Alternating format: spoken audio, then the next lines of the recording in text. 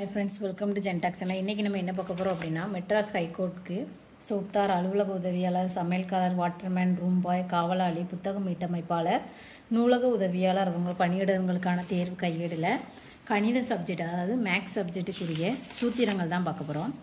அடிப்படை கணித திறனில் என்னெல்லாம் கொடுத்துருக்காங்க சிலபஸில் அப்படின்னா எண்ணியல், சதவீதம், விகிதம் மற்றும் விகிதாச்சாரம், தனிவட்டி, கூட்டுவட்டி, பரப்பளவு மற்றும் கன அளவு, காலம் மற்றும் வேலை, உறவுகள் பற்றிய கணக்குகள், திசைகள் பற்றிய கணக்குகள், வயதை பற்றிய கணக்குகள், நேரமும் தூரம் கொடுத்துருக்கோம். இன்றைக்கி நம்ம எண்ணியல் அப்படிங்கிற டாப்பிக்கில் இருக்கிற ஃபார்முலாஸ் அதாவது நம்ம பார்க்க போகிறது என்ன அப்படின்னா சூத்திரம் ஃபார்முலா பார்க்க போகிறோம். ஃபஸ்ட்டு எண்ணியல்னால் என்ன அப்படின்னு பார்க்கலாம். அறிமுகம். அன்றாட வாழ்க்கையில் சாதாரணமாக நாம் பயன்படுத்தும் தொலைவு, நேரம், வேகம், பரப்பளவு, லாபம், நட்டம், வெப்பநிலை போன்ற அளவுகளை குறிப்பிட பயன்படுவது தான் எண்கள், மெய்யெண்கள் ஆகும். அடுத்து கிபி 1700ஆம் ஆண்டுகளில் எகிப்தியர்கள் பின்னங்களை பயன்படுத்தினர். 1700ஆம் ஆண்டு எகிப்தியர்கள் எதை பயன்படுத்தியிருக்காங்க? பின்னங்களை பயன்படுத்தியிருக்காங்க. 1871 ஜார்ஜ் கேண்டர் என்பவர் மெய் எண்களுக்கு முதலில் சரியான வரையறையை அளித்தார். மெய் எண்களுக்கு முதலில் சரியான வரையறை கொடுத்தவர் யார் அப்படின்னா ஜார்ஜ் கேண்டர். இயல் எண்கள்னா என்ன அப்படிங்கிறத பார்க்கலாம். இயல் எண்கள் எண்ணுவதற்கு பயன்படும் எண்கள் இயல் எண்கள். 1, 2, 3 நம்ம எண்ணுற எண்கள் தான் இயல் எண்கள். இயல் எண்களின் கணத்தை எப்படி குறிப்பிடுறாங்க அப்படின்னா n என குறிக்கிறாங்க. n = 1, 2, 3.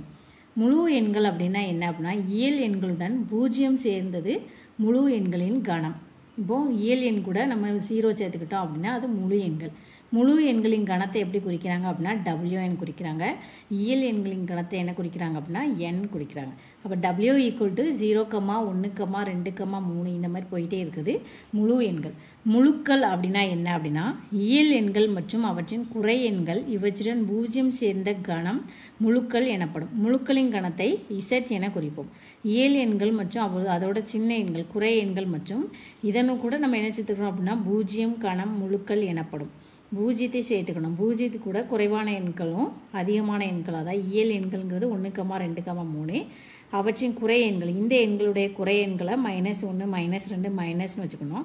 இவற்றுடன் 0 இது கூட நம்ம என்ன சேர்க்கணும் 0 சேர்க்கறது. இது பேர் தான் என்ன அப்படின்னா முழுக்கள். முழுக்களை எப்படி அழைக்கிறோம் அப்படின்னா Z. விகிதமுறு எண்கள் அப்படிங்கிறத பார்க்கலாம். P மற்றும் Q முழுக்கள். மேலும் Q ≠ 0 எனில் P/Q என்ற வடிவில் அமையும் எண் விகிதமுறு எண் எனப்படும். எடுத்துக்காட்டு 3 = 3/1, -5, 6, 7, 8 என்பன விகிதமுறு எண்களாகும். விகிதமுறு எண்களின் கணம் எப்படி குறிப்பிடுறாங்க அப்படின்னா Q என குறிப்பிடப்படும். P∈Z, Q∈Z மற்றும் Q ≠ 0 இதுதான் விகிதமுறு எண்களின் கணம். இப்போ தனிவட்டி. இப்போ தனிவட்டிக்குள்ள ஃபார்முலா பார்க்கலாம். முக்கிய சூத்திரங்கள். தனிவட்டியோட ஃபார்முலா I = PNR/100. P அப்படின்னா அசல், N = ஆண்டு, R அப்படின்னா வட்டி வீதம். இப்போ அசல் நம்ம கண்டுபிடிக்கணும் அப்படின்னா அதோட ஃபார்முலா P = 100I/NR. வட்டி வீதம் கண்டுபிடிக்கணும் அதோட ஃபார்முலா R கண்டுபிடிக்கணும் அப்படின்னா 100I/PN. ஆண்டு N கண்டுபிடிக்கணும் அப்படின்னா அதோட ஃபார்முலா 100I/PR. இப்போ தொகை = A கண்டுபிடிக்கணும் அப்படின்னா அசல் ப்ளஸ் வட்டி. தொகை கண்டுபிடிக்கணும் அப்படின்னா அசல் ப்ளஸ் வட்டி. அசல் தொகைக்கு A, அசல்னா P, வட்டினா I. P + PNR/100. தொகை A = P 1 + NR/100. வட்டி மட்டும் கண்டுபிடிக்கணும் அப்படின்னா முழு தொகை மைனஸ் அசல் கொடுத்து நம்ம ஃபார்முலாவில் யூஸ் பண்ணணும். பரப்பளவு மற்றும் கன அளவு ஏரியா மற்றும் வால்யூமுக்குரிய சூத்திரங்கள் பார்க்கலாம். அறிமுகம் என்ன கொடுத்துருக்காங்க அப்படின்னா தள உருவங்களின் பக்க நீளங்கள், கோணங்கள், பரப்பளவுகள், சுற்றளவுகள் மற்றும் கன உருவங்களின் புறப்பரப்புகள், கன அளவுகள் ஆகியவற்றை எடுத்துரைக்கும் கணித பிரிவே அளவியல் என்கிறோம். பரப்பளவுனா என்ன அப்படின்னா ஒரு பொருள் ஒரு சமதள பகுதியில் அடைக்கும் இடத்தின் அளவு அப்பொருளின் பரப்பளவு எனப்படும். சுற்றளவுனா என்ன அப்படின்னா ஒரு மூடிய வடிவத்தின் சுற்றளவு என்பது அவ்வுருவத்தின் எல்லையின் நீளம் ஆகும் அப்படின்னு சொல்லி கொடுத்துருக்காங்க. நினைவில் குழுவில் ஃபஸ்ட்டு என்ன பார்க்கலாம் அப்படின்னா வட்டத்தின் மைய கோணம் எவ்வளவு அப்படின்னா 360 டிகிரி. அரை வட்டத்தின் மைய கோணம் எவ்வளவு அப்படின்னா 180 டிகிரி. அதில் பாதி 180. கால் வட்டத்தின் மைக்கோணம் என்ன அப்படின்னா இதில் பாதி 90 டிகிரி. 180ல் பாதி 90. சதுரம்ங்கிறது ஒரு சாய் சதுரம் ஆகும். ஆனால் சாய் சதுரம் ஒரு சதுரம். சதுரத்தை நம்ம என்ன செய்யலாம் சாய் சதுரம் சொல்லலாம். ஆனால் சாய் சதுரம்ங்கிறது ஒரு சதுரம் இல்லை. பையின் தோராய மதிப்பு எவ்வளோ அப்படின்னா 22/7. ஒரு வட்ட கோணப்பகுதியின் மைய கோணம் தீட்டா மற்றும் ஆரம் r எனில் அதன் வில்லி நீளம் என்ன அப்படின்னா L = θ/360 × 2πr அலகுகள் ஆகும். ஒரு வட்ட கோணப்பகுதியின் மைய கோணம் தீட்டா மற்றும் ஆரம் கொடுத்துருக்காங்க. அப்போ வட்ட கோணப்பகுதியின் பரப்பளவு என்ன அப்படின்னா θ/360 × πr² சதுர அலகுகள் ஆகும். எல் அப்படிங்கிறது வில்லி நீளத்தை குறிக்கிறது. ஆர் அப்படிங்கிறது வட்ட கோணப்பகுதியின் ஆரம் அப்படின்னா அதன் சுற்றளவுக்குரிய ஃபார்முலா என்ன அப்படின்னா P = L + 2R அலகுகள். சதுரத்தின் மூலை விட்டத்துக்குள்ள ஃபார்முலா என்ன அப்படின்னா D = A√2. செவ்வகத்தின் மூலை விட்டத்துக்குள்ள ஃபார்முலா D = √L² + B². இப்போ முக்கிய சூத்திரம் பார்க்கலாம். ஃபஸ்ட்டு வட்டத்தின் பரப்பளவு என்ன அப்படின்னா A = πr² சதுர அலகுகள். வட்டத்தின் சுற்றளவு என்ன அப்படின்னா P = 2πr அலகுகள். பையோட வேல்யூ என்ன அப்படின்னா 22/7. அப்படி இல்லைன்னா பையோட வேல்யூ 3.14. இந்த 3.14 அப்படிங்கிறது 22/7 டிவைட் பண்ணால் நமக்கு கிடைக்கும். இப்போ பை D அப்படிங்கிறது ஆரம். அப்போ D = என்ன அப்படின்னா 2R. இப்போ அரை வட்டத்தின் சுற்றளவு ஃபார்முலா என்ன அப்படின்னா அரை வட்டத்தின் பரப்பளவுக்கு என்ன ஃபார்முலா A = πr²/2 சதுர அலகுகள். அப்போ அரை வட்டத்தின் சுற்றளவுக்குரிய ஃபார்முலா என்ன அப்படின்னா P = π + 2R அலகுகள். கால் வட்டத்தோட பரப்பளவு என்ன அப்படின்னா A = πr²/4 சதுர அலகுகள். கால் வட்டத்தின் சுற்றளவுக்கு ஃபார்முலா P = π/2 + 2R அலகுகள். இது கால் வட்டத்துக்கு. செவ்வகத்தின் பரப்பளவு L × B சதுர அலகுகள். செவ்வகத்தின் சுற்றளவுக்கு ஃபார்முலா 2 × L + B அலகுகள். Lனா என்னன்னா நீளம், Bனா அகலம். சதுரத்தின் பரப்பளவு ஃபார்முலா A² அப்படிங்கிறதா சதுரத்தின் பரப்பளவு. A² A × A சதுர அலகுகள்னு எழுதிக்கலாம். சதுரத்தின் சுற்றளவுக்குள்ள ஃபார்முலா 4A அலகுகள்.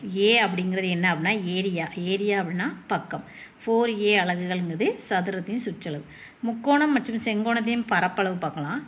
A = அரை × B ஹைட் சதுர அலகுகள் அப்படிங்கிறது முக்கோணத்தின் பரப்பளவு. சமபக்க முக்கோணத்தின் பரப்பளவு என்ன அப்படின்னா A = √3/4A² சதுர அலகுகள். இதுதான் சமபக்க முக்கோணத்தின் பரப்பளவு. A, B, C என்பன முக்கோணத்தின் 3 பக்கங்கள் எனில் முக்கோணத்தின் பரப்பளவு என்ன அப்படின்னா S ப்ராக்கெட்டுக்குள்ள S - A, S - B, S - C சதுர அலகுகள். S அப்படிங்கிறது A + B, B + C/2. இதுதான் S என்பது முக்கோணத்தின் அரை சுற்றளவு ஆகும். முக்கோணத்தின் சுற்றளவு ஃபார்முலா என்ன அப்படின்னா A + B + C. சரிவகத்தின் பரப்பளவு என்ன அப்படின்னா அரை × H A + B. நாற்கரத்தின் பரப்பளவு என்ன அப்படின்னா அரை × D × H1 + H2 சதுர அலகுகள். இங்கே D அப்படிங்கிறது என்ன அப்படின்னா மூலைவிட்டம், H1 H2 அப்படிங்கிறது எதிர்பக்கத்திலிருந்து மூலைவிட்டத்திற்கு வரையப்பட்ட குத்துக்கோட்டின் நீளம். இணைகரத்தின் பரப்பளவு ஃபார்முலா என்ன அப்படின்னா BH சதுர அலகுகள். B அப்படிங்கிறது இணைகரத்தின் அடிப்பக்கம், H அப்படிங்கிறது உயரம். சாய் சதுரத்தின் பரப்பளவு என்ன அப்படின்னா அரை × D1 × D2 சதுர அலகுகள். இங்கே D1 D2 அப்படிங்கிறது 2 மூலைவிட்டங்கள். சாய் சதுரத்தின் பரப்பளவு என்ன அப்படின்னா B × H சதுர அலகுகள். அடுத்து கனசதுரங்கள் கியூப். கனசதுரத்தின் மொத்த பரப்பு என்ன அப்படின்னா 6A² சதுர அலகுகள். கனசதுரத்தின் பக்க பரப்பு என்ன அப்படின்னா 4A² சதுர அலகுகள். கனசதுரத்தின் கன அளவு என்ன அப்படின்னா V = A³ கன அளவு. கனச்செவ்வகம் பார்க்கலாம். கனச்செவ்வகத்தின் மொத்த புறப்பரப்பு என்ன அப்படின்னா 2 = LB + BH + LH சதுர அலகுகள். கனச்செவ்வகத்தின் பக்க பரப்பு என்ன அப்படின்னா 2 × L + B × H சதுர அலகுகள். கனசெவ்வகத்தின் கன அளவு என்ன அப்படின்னா V = L × B × H கன அலகுகள். நேர்வட்ட உருளை அதில் வலைப்பரப்பு ஃபார்முலா என்ன அப்படின்னா 2πrH. நேர்வட்ட உருளையின் மொத்த புறப்பரப்பு ஃபார்முலா 2πrH + R. நேர்வட்ட உருளையின் கன அளவு என்ன அப்படின்னா πr²H. அடுத்து கூம்பு. கூம்பின் வலைப்பரப்பு என்ன அப்படின்னா πrl. மொத்த புறப்பரப்பு அதாவது கூம்பின் மொத்த புறப்பரப்பு ஃபார்முலா πr × L + R. கூம்பின் கன அளவு என்ன அப்படின்னா 1/3πr²H. அடுத்து கோளம். வலைப்பரப்பு என்ன அப்படின்னா 4πr². மொத்த புறப்பரப்பு என்ன அப்படின்னா 4πr². கோளத்தின் வலைப்பரப்பும் மொத்த பரப்பரப்பும் ஒரே ஃபார்முலா தான். கோளத்தின் கன அளவு என்ன அப்படின்னா 4/3πr³. அடுத்து அரைக்கோளம். அரைக்கோளத்தின் வலைப்பரப்பு 2πr². அரைக்கோளத்தின் மொத்த புறப்பரப்பு 3πr². அரைக்கோளத்தின் கன அளவு 2/3 πr3. அடுத்து உள்ளீடச்ச உருளையின் வலைப்பரப்பு 2π × r + r × h. உள்ளீடச்ச உருளையின் மொத்த புறப்பரப்பு formula 2π r + r r - r + h. கன அளவு ஃபார்முலா π × r² - r² × h. உள்ளீடச்ச கோளத்தின் வலைப்பரப்பு 4πr² வெளிப்புற வலைப்பரப்பு. மொத்த புறப்பு அதாவது உள்ளீடச்ச கோளத்தின் மொத்த புறப்பரப்பு ஃபார்முலா 4π r² + r². கன அளவு 4/3 π R³ - r³. உள்ளீடச்ச அரைக்கோளத்தின் வலைப்பரப்பு 2π r² + r². உள்ளீடச்ச அரைக்கோளத்தின் மொத்த புறப்பரப்பு π 3r² + r². உள்ளீடச்ச அரைக்கோளத்தின் கன அளவு 2/3 π R³ - r³. அடுத்து நேர்வட்ட கூம்பின் இடைக்கண்டம் அப்படிங்கிறது வலைப்பரப்பு π r + r. இங்கு L = h² + r - r². மொத்த புறப்பரப்பு ஃபார்முலா அதாவது நேர்வட்ட கூம்பின் மொத்த புறப்பரப்பு formula π R + r × L + π R² + π r². கன அளவுக்குள்ள ஃபார்முலா என்ன கொடுத்துருக்காங்க அப்படின்னா 1/3 πh R² + r² + R. உறவுகள் பற்றிய கணக்குகளுக்கு சின்ன எக்ஸாம்பிள் கொடுத்துருக்காங்க ஃபார்முலா மாதிரி. அப்பா அல்லது அம்மாவின் சகோதரர் யார் அப்படின்னா மாமா. அப்பா அல்லது அம்மாவின் சகோதரி அத்தை. அப்பா அல்லது அம்மாவின் அப்பா யார் அப்படின்னா தாத்தா. அப்பா அல்லது அம்மாவின் அம்மா யார் அப்படின்னா பாட்டி. மகனின் மனைவி யார் அப்படின்னா மருமகள். மகளின் கணவன் யார் அப்படின்னா மருமகன். கணவன் மனைவியின் சகோதரர் மைத்துனன். கணவன் மனைவியின் சகோதரி யார் அப்படின்னா மைத்துனி. சகோதரரின் மகன் எப்படி அழைக்கப்படுறாங்க மருமகன். சகோதரரின் மகள் எப்படி அழைக்கப்படுறாங்க மருமகள். சகோதரரின் மனைவி மைத்துனி. சகோதரியின் கணவன் மைத்துனர். பேரன் பேத்தியின் மகள் யார் அப்படின்னா கொள்ளு பேத்தி. மாமா பெரியப்பா சித்தப்பா அத்தை மகன் மகள் இவங்க எல்லாரும் ஒன்றுவிட்ட சகோதர சகோதரிகள். அடுத்து திசைகள் கணக்கு பற்றி கொடுத்துருக்காங்க. அதுக்குரிய ஃபார்முலா என்னெல்லாம் கொடுத்துருக்காங்க அப்படின்னா 4 திசைகள் கிழக்கு மேற்கு தெற்கு மற்றும் வடக்கு. 4 கிளை திசைகள் வடகிழக்கு தென்கிழக்கு வடமேற்கு மற்றும் தென்மேற்கு. இப்போ திசைகள் எப்படி ஃபஸ்ட்டு கொடுக்கணும் அப்படின்னா வடக்கு தெற்கு அடுத்து கிழக்கு மேற்கு. ப்ளஸ் சிம்பிள் போட்டுக்கணும். மேலே வடக்கு கீழே தெற்கு இங்கே லெஃப்ட் சைடு மேற்கு ரைட் சைடு கிழக்கு. இப்போ நார்த் ஈஸ்ட் இந்த கொடுத்துருக்காங்களா NE SW SE NW அப்படின்னா NE அப்படின்னா என்ன வடகிழக்கு. வடக்கு பக்கத்தில் இருக்க கிழக்கு வடகிழக்கு. அடுத்து SE அப்படி கொடுத்துருக்காங்க. SE அப்படின்னா சவுத் கிழக்கு அதாவது தென்கிழக்கு. தெற்கு சைடு இருக்கிற கிழக்கு தென்கிழக்கு. வடக்கு பக்கத்தில் இருக்கிற கிழக்கு வடகிழக்கு. அதாவது வடக்குக்கும் கிழக்குக்கும் நடுசில் இருக்குது வடகிழக்கு. கிழக்குக்கும் தெற்குக்கும் இருக்கிறது தென்கிழக்கு. அடுத்து NW அப்படின்னா நார்த் வெஸ்ட் வடமேற்கு.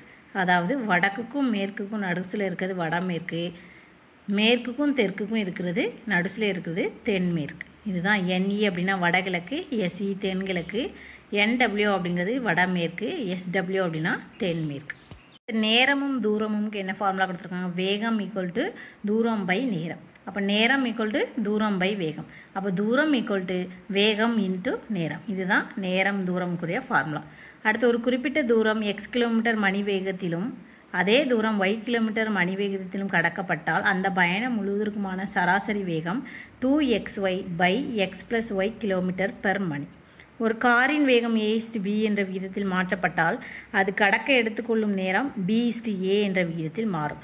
சராசரி வேகத்தை எப்படி கணக்கிடுதாங்க அப்படின்னா கடந்த தூரம் பை எடுத்துக்கொண்ட நேரம். இதுதான் நேரமும் தூரமுக்கு இருக்கிற ஃபார்முலா. தேங்க்யூ.